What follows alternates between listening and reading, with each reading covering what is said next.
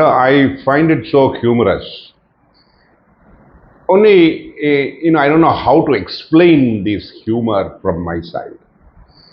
You must understand that when May comes after 31st March, there appears to be a lot of people, traveling to Africa or to, some other countries, like Livingstone did during the 18th century. The reason being that people think that the taxation problem is wading through the African jungles, unknown parts of Amazon, and through Sarawak during the 17th or the 16th centuries. I don't understand why one should be so worried about the taxation, and there are seminars held, talks held, there are discussions. There's no necessity at all. Taxation is a very simple, elementary matter. It's a question of when you use the services of a nation, you pay for the services of the nation. Simple. It is as elementary as that. Why should there be such a hullabaloo about taxation, taxation, taxation? What should be the don'ts? What should be the do's? Why should not be the do's? Why not the don'ts? I understand in the earlier periods when India was just starting on its perilous journey after being raped by a colonial government, and at that time we had no resources, and the government was putting in, by bringing in, I would say, the Income Tax Act, and trying to ascertain what will be the levels at which they should operate to earn revenue for the government. Income tax and every type of tax is a source of revenue for the government. It is not a whipping boy for all the Indians to feel so scared of it. We have been trained to think that the government is a bully and we are being bullied to pay tax. No, the government is not a bully. The government is there to do service to you, and therefore to do the service, it requires money, and one of these sources is taxation. So why are we so het upon looking at taxation as a big burden on your shoulders, like Atlas carrying the earth on his shoulders? It is not so. We can make it so easy. Well, in the past, I would say from the 1960s or 1965, the government was positioning itself, introducing acts, removing acts, adding, deleting, adding this subsection, that subsection, etc., etc., because it was trying to find a foothold. So that because we were on a precipice, what was the precipice?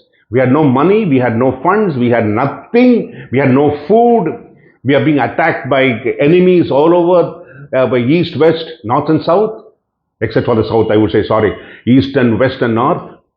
The south was at least, relatively, there was no attacks on, we had the LTT problem later. But at that period during the 1960s, we had a terrible time in the north. We had everything, every source of making India remain at its level at when the British left us. And so the government had to apply its thinking hat, look at methodology by which it will be able to generate the revenue and provide services to the Indian public. Yes, I would say some of them were draconian, some of them were dumb acts, some of them were dumb statements, insertions of sections, insertions of subsections, this subsection read with that It was a confusing, I would say it was a maze. The reason being that we had no understanding of how we are going to put the money into the hands of the people and how we are going to get it back from them without being treated as a bully. But what happened was that the Indian people were not used to pay distinctive taxes. They were, I would say they were just, in a way, I would say they were in what you call, they were head clerks. All Indians were head clerks. They were only serving the British government. So when the independence happened, it was a huge void for the Indians. What was the void? The void was they did not know how to use that freedom. Yes, we got freedom. We were out of the British yoke and we were no longer a colony.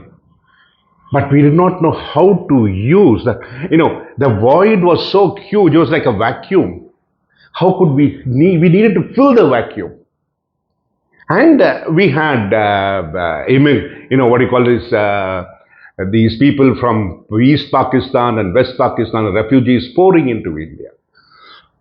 All these required revenues.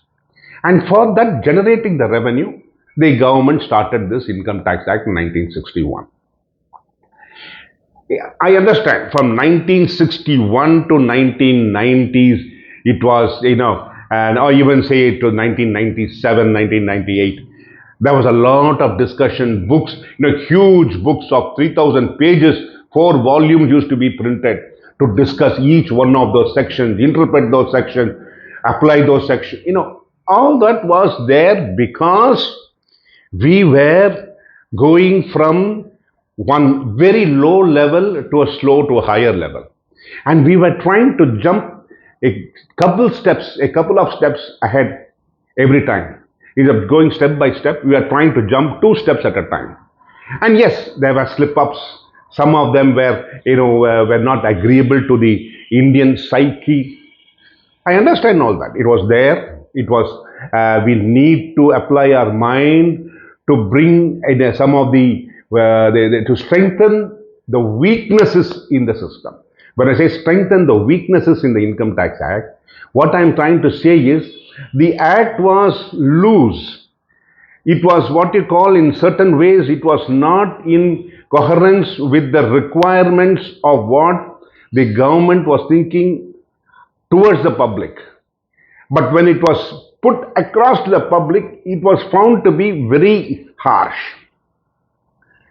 And that harshness had to be smoothened out.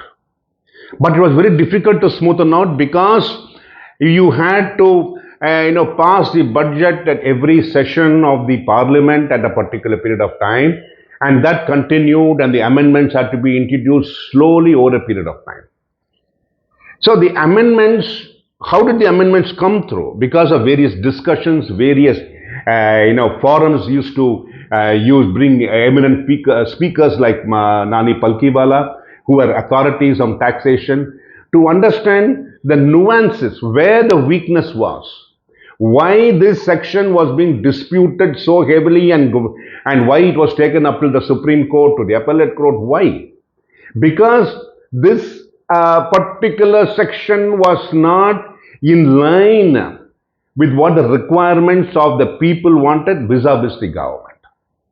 There were people sitting in rooms and not understanding the factual position deep down in the society. That is why we had a lot of these problems from the 1960s to the late 1990s. But today, the act has been so well structured, formulated, loose ends have been tied up, and all those draconian sections have been removed, and they are trying to still smoothen it out so that the country as a whole benefits and the people will be able to do their taxation without any hassle. But I am still wondering why the people are still living in the 1960s. They should move out of the 1960s and come into the 21st century or 22nd, I would say 22nd century. Because everything is online. You're having faceless assessment, you're having assessments over within one day. So why is this psyche of saying, no, you should have do this, don't do this, have a seminar, discuss this point, this is the ITR, that is the ITR. Well, they are trying to do the ITR according to how far it will be helpful for the people of India. How you will be able to use the knowledge gained over a period of time to minimize the effort put in by the people to file a return. The government wants you to make it as easy as possible, and over a period of time, they want to make it as is to say, this is your income for the year. Do you think it is okay with you? Okay, thank you very much. We are out. You're out. Finished. File your return. Bye bye. Thank you very much. We have no relationship. Now that is what the government is focusing on. I think I shall discuss it further as we go. Thank you very much.